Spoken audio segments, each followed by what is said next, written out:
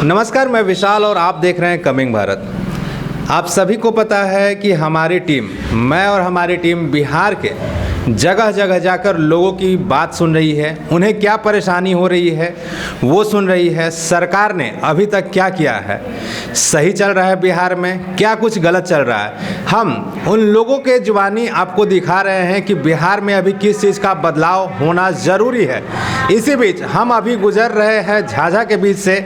हमारे बीच झाझा के प्रत्याशी, जो कि भावी प्रत्याशी के रूप में दिख रहे हैं हमें, विनोद यादव जी। सबसे पहले आइए मिलते हैं और रूबरू होते हैं और उन्हीं के जुबानी जानते हैं कि इस राजनीति में इस बार जो 2020 विधानसभा की चुनाव होने वाली है, क्या कुछ अलग होने वाला है इस वक्त। सबसे पहले आपका स्वागत है हमारे चैनल में सर। सबसे पहले आप लोगों को विशाल जी और धीरज जी और शैलेश जी, कमिंग भारत को जो चैनल है उसको मैं अपनी ओर से धन्यवाद देना चाहता हूं कि ये सुदूर इलाका और नक्सल इलाका और पहाड़ी इलाका में आप लोग ने आने का काम किए हैं, इसके लिए मैं धन्यवाद देना चाहता हूं।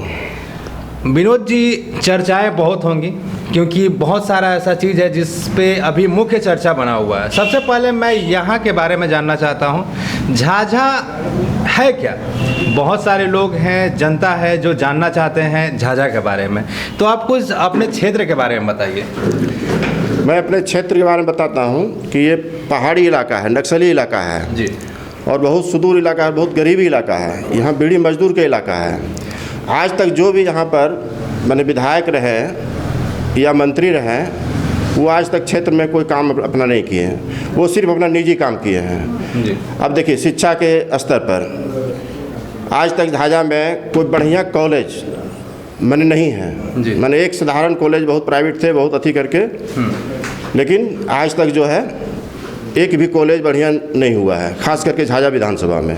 नहीं कि यहाँ आज तक कोई उद्योग लगा है जी, और नहीं कोई बढ़िया हॉस्पिटल है। यहाँ पर जो भी हॉस्पिटल है उसमें व्यवस्थित है। आज अगर किसी को अगर सर्दी खांसी हो जाए तो लोग कहेगा कोरोना कह के उसको सारे हॉस्पिटल बंद है, मैंने सारे डॉक्टर भागे हुए हैं।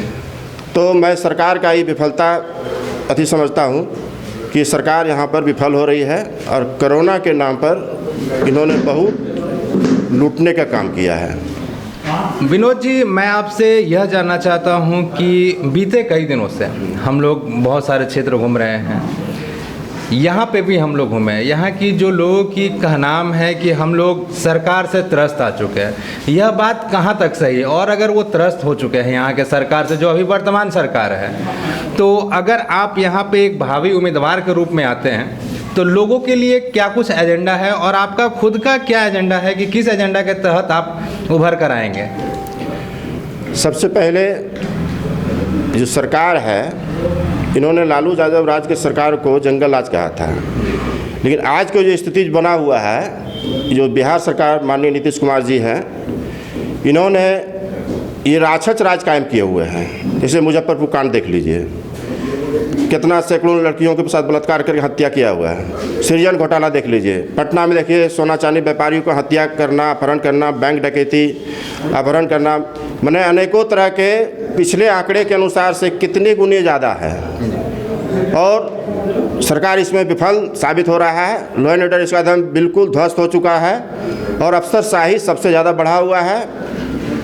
और इन्होंने दारू और बालू कि दोनों के ठेकेदार है। ये दारू और बालू दोनों के ठेकेदार है। दारू और बालू खुलेआम बेचवाते रहता है। इनका जितना भी पदाधिकारी है वो सारे लोग मिल के सरकार तक पैसा जाता है।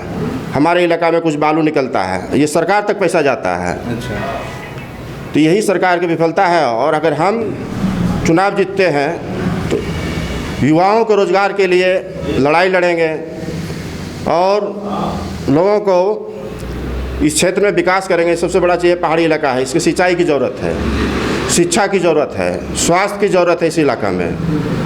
अभी मान के चलिए कि अभी बारिश नहीं हो रहा है, लेकिन सिंचाई के साधन नग्न है यहाँ पर। जबकि एक ने 15 साल रहे, उसमें 7.5 साल मंत्री रहे जदयू के, एक ने 18 18 साल रहे, उसमें कांग्रेस से रहे, आरजेडी से भी रहे, लेकिन आरजेडी से विधान पार्षद भी रहे, लेकिन भाग के फिर बीजेपी में चले गए। लेकिन वो भी जो आज की डेट में घर से निकले नहीं, जो चुनाव जीत के आए हैं, घर से क्षेत्र में एक जगह कहीं घूमे नहीं और जो लोग घर पे जाते हैं उनको डांटने भगाने का काम करते हैं। मेरे साथ सभी वर्ग के लोग, नौजवान, युवा लोग, सभी जाति धर्म के लोग हो, चाहे अगड़ी हो, पिछड़ी हो, दलित हो, सब लोग हमें चाह रहे हैं। हम क्षेत्र से भागे नहीं, हमने जनता को सेवा हारने के बावजूद भी किए और जिसका परिणाम हुआ कि 2015 में हम इंडिपेंडेंट भी चुनाव लड़े, निर्दलीय भी लड़े, तो उसमें जनता ने हमें 20,000 से ऊपर मतों से मत अपना दिए।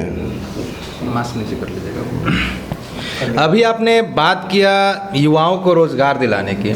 अभी जो हमारे वर्तमान में जिनकी सरकार है, माननीय नीतीश कुमार जी, उन्होंने भी वादे किए हैं कि बिहार में इस बार जितने भी मजदूर हैं जो कि बाहर देश से आए हुए हैं कोरोना काल में, उनको बाहर जाने की ज़रूरत नहीं है। ऐसा नीतीश कुमार का कहना है कि हम जितने भी बेरोजगार युवा हैं यहाँ पे सारे को नौकरी देंगे। यह बात कहाँ तक सत्य है? देखिए, नीतीश कुमार की एक पहले सुनने में जब सरकार में आए थे तो अखबार में सुत उठे पड़ते थे, उगता हुआ बिहार, चमकता हुआ बिहार, माने अनेकों तरह के ये व्याख्या करते रहते थे। लेकिन इन्होंने इसकी सारी विफलता रही। इन्होंने जो कोरोना में, जो लॉकडाउन में लोग मजदूर बाहर आए बिहार, इन लोगों को आज तक 1 रुपया का कहीं काम नहीं मिला है और न इन लोगों को सहायता का कोई सरकार की तरफ से कुछ नहीं मिला है। इन्होंने खाली हवा देने का काम किया है, लोगों को बरगलाने का काम किया है। कोरोना के नाम पर क्वारंटाइन करके मैंने बिहार की जनता के साथ बहुत बड़ा घोटाला किया है इन्होंने। बट माननीय नीतीश कुमार का कहना है कि जितने भी क्वारंटाइन में जितने भी लोग आए हुए थे, जितने भी गरीब गुरबा के लोग थे, उन्हें 1,000 रुपया और खाने के लिए अनाज भी दिया जा रहा था। फिर आप ये कैसे बोल रहे हैं? आप आए हुए हैं, मेरे क्षेत्र में घूम के देख लीजिए जी। बहुत सा ग्रामीण लोग मिलेंगे, बहुत सा मजदूर मिलेंगे, किसी को 10 रुपया नहीं मिला, 1,000 क्या 10 रुपया तक नहीं मिला। और लोगों को क्वारंटाइन के नाम पर खाली बस एक दिन अंदर कर दिए लोगों के स्कूल में और दूसरे दिन उसको बाहर कर दिया और उसका नाम पर बिल बना के अपना ये लोग अपना घोटाला में सब जितना NGO के द्वारा सब अपना अथी कर लिए हैं। क्या लगता है इस बार 2020 है, विधानसभा का चुनाव है, एक तरफ डबल इंजन की सरकार है, दूसरी तरफ महागठबंधन है, किसकी हार होगी? देखिए, माननीय नेता हमारे युवा हैं तेजस्वी यादव जी। इन्होंने युवा पर भरोसा किया है और युवा को साथ लेके चलने का काम किया है। इन्होंने बाढ़ पीड़ितों में भी लोगों को दियारा क्षेत्र में जाके नाव पर चढ़ के लोगों को राहत सामग्री काम किए हैं। कोरोना मजदूर में जो फंसे हुए थे लोग बाहर में, उनको सबको लाने का काम किया, उनको सारा सुविधा दिए हैं। और ये सरकार जो है खाली कहे और कुछ किए नहीं, इसलिए युवा जो है आक्रोशित है। इसलिए नीतीश कुमार को उखाड़ फेंकने का ये काम करेंगे। युवा, यहाँ के किसान मजदूर, गरीब बीड़ी मजदूर यहाँ पर है, सब त्राहिमाम है। ठेला वाला, रिक्शा वाला, मोची है, आदिवासी लोग हैं, सब अभी भूखे मर रहे हैं, किसी को रोज़गार नहीं मिल रहा है। और सामने लोगों को त्यौहार भी है, उस पर भी लोगों को चिंतन अति हो रहा है। और लोग एक भरोसा किया था माननीय तेजस्वी यादव के ऊपर कि अगर ये इनकी सरकार आएगी तो लोगों को सब चीज़ मिलेगा, युवा को रोज़गार मिलेगा, किसानों को खेत में पानी मिलेगा, साधन मिलेगा, विकास स्वास्थ्य व्यवस्था मिलेगा, पुल पुलिया सड़क सब मिलेगा।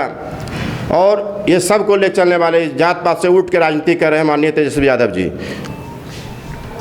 2020 है, मैंने पहले ही आपको बताया कि इस बार बिहार विधानसभा का चुनाव होने वाला है। आरजेडी का प्रमुख एजेंडा क्या रहेगा लोगों के लिए? क्योंकि बहुत सारे लोग देख रहे हैं आपको, वह देखना भी चाहते हैं और जानना भी चाहते हैं कि अगर आरजेडी उभर कर सामने आती है तो बिहार के लोगों के लिए क्या कुछ अलग करने वाला है। क्योंकि आपको ही पता है, बीते 15 सालों से बिहार में अगर मैं बात करूं विकास की, तो हमने सर्वे भी किया है, बहुत जगह गए भी हैं। रोडों की स्थिति ऐसी है कि बद से बदतर है। चिकित्सा का हाल जैसा कि आपने ही बताया, हमने भी सर्वे में देखा, अस्पतालों में ताले लगे हुए हैं।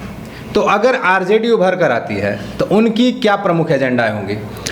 देखिए, माननीय तेजस्वी यादव को अगर जनता अगर बहुमत देती है, अगर CM बनते हैं, तो सबसे पहले वो जो रिक्त पद है जी, वो सबसे पहले उभरने का काम करेंगे। जो नौजवान जो पढ़े लिख के बैठे हुए हैं, जिसके माता पिता उसको BA, BTech, MBA सब लोग अच्छे से उच्च शिक्षा दिए हुए हैं और रोज़गार के लिए भटक रहे हैं, तो वो जो खाली रिक्त पद है, सबसे पहले हमारे नेता माननीय तेजस्वी यादव जी ने उसको भरने का काम करेंगे।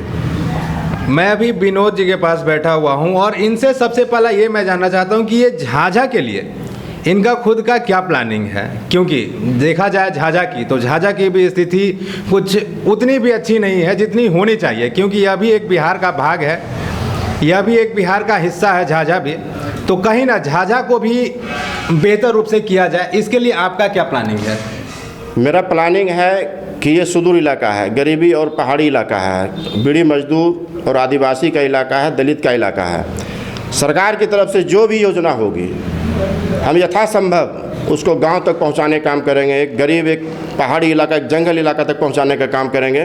लोगों को, युवाओं को प्रयास करेंगे कि रोज़गार देने के लिए प्रयास करेंगे, किसानों को सिंचाई देने के लिए साधन करेंगे, और स्वास्थ्य व्यवस्था में मैंने जितना ताकत होगा हम लोगों को सरकार में ज़्यादा से ज़्यादा मुहैया कराने का काम करेंगे। स्वास्थ्य व्यवस्था मैंने कहीं उन लोगों को भटकने पड़ने पड़े, गरीब लोगों को उसको मुफ्त में इलाज मिले, मुफ्त में दवा मिले, और किसानों को पानी और खाद बीज की सुविधा उनको हम लोग अथक प्रयास करके उसको प्रयास करेंगे हम लोग करने के लिए। और जहाँ जहाँ रोड नहीं बना हुआ है, हम लोग रोड है, बहुत जगह पुल नहीं बना हुआ, जहाँ शिक्षा की दिक्कत है, जहाँ एक भी बढ़िया कॉलेज नहीं है, हम एक दो बढ़िया कॉलेज बनवाएंगे, रोड बनवाएंगे, पुल पुलिया बनवाएंगे, जो कि आदमी बरसात के दिन में अगर कहीं कोई बीमार गिर जाता है तो पानी आ जाता है नदी में, इलाज करने के लिए नहीं पार हो पाते हैं। ऐसे बहुत से यहाँ पर दर्जनों पुल है जो जरूर आवश्यकता के अनुसार बहुत ज़रूरी चीज़ है उसमें। अभी जो नीतीश कुमार जी माने वर्चुअल रैली कर रहे हैं, हमारे नेता जो है तेजस्वी यादव जी बोल रहे थे कि आप वर्चुअल रैली कर रहे हैं लेकिन आपको एक्चुअल से भागने नहीं देंगे। इसलिए एक्चुअल जो सच्चाई है जनता के बीच में हम लोग रखेंगे सरकार के प्रति, कि सरकार ने जनता के लिए क्या एक्चुअल में काम किए हैं, खाली हवाई कर रहे हैं, इसलिए एक्चुअल से उसको भागने नहीं देंगे। हम लोग ये वर्चुअल रैली करते रहें लेकिन हम लोग एक्चुअल काम को गिनाते रहेंगे हम लोग। आपने ये वर्चुअल रैली की बात की, मैं यह जानना चाहता हूं कि बीते कुछ दिनों पहले जदयू ने वर्चुअल रैली रखा था, उस वर्चुअल रैली कहां तक सफल रहा? वो वर्चुअल रैली कहां तक सफल रहा? उसका वर्चुअल रैली फ्लॉप कर गया जी। लोगों ने उसको डिस्कनेक्ट कर दिया जी। युवाओं ने, यहाँ के जनताओं ने पूरे बिहार में उसको नकार दिया है। आप लोग देखे होंगे सोशल मीडिया पर कि उसको नीतीश कुमार को डिस्कनेक्ट कर दिया है, और जनता जो है, युवाओं लोग उससे भरोसा उठ गया है, और तेजस्वी माननीय नेता, युवा नेता माननीय तेजस्वी यादव जी को पर भरोसा किया है। और कल देखे होंगे कि जो 9:09 में लालटेन जला के विरोध प्रकट करना युवाओं को, ये नीतीश कुमार जी को समझ में आ गए होंगे, रात में नींद नहीं होंगे उसको, क्योंकि बिहार के युवा जो है लालटेन जला के उसका विरोध किए हैं। ये कम बड़ी बात नहीं है। बहुत बहुत धन्यवाद। तो जैसा कि आपने देखा, इस वक्त हमारे साथ मौजूद थे झाझा के प्रबल दावेदार विनोद यादव जी। उनका साफ कहना है कि अगर वो यहाँ से एक भावी उम्मीदवार के रूप में आते हैं तो झाझा के लिए इनका कुछ खास प्लानिंग है जो कि औरों से बिल्कुल अलग है, क्योंकि इन्होंने साफ साफ शब्दों में कहा है कि जहाँ पर लोग आने से डरते हैं वह सड़क को पक्का बनाएंगे। और रही बात चिकित्सा की, तो बहुत सारी दवाइयाँ, बहुत सारे ऐसा चीज़ है जो कि वो मुफ्त में प्रोवाइड करवाएंगे। बहरहाल ऐसे ही तमाम खबरों के लिए बने रहे हमारे चैनल के साथ। और हाँ, अभी तक आपने हमारे चैनल को लाइक, सब्सक्राइब और शेयर नहीं किया है तो जल्द से जल्द कर लें। धन्यवाद।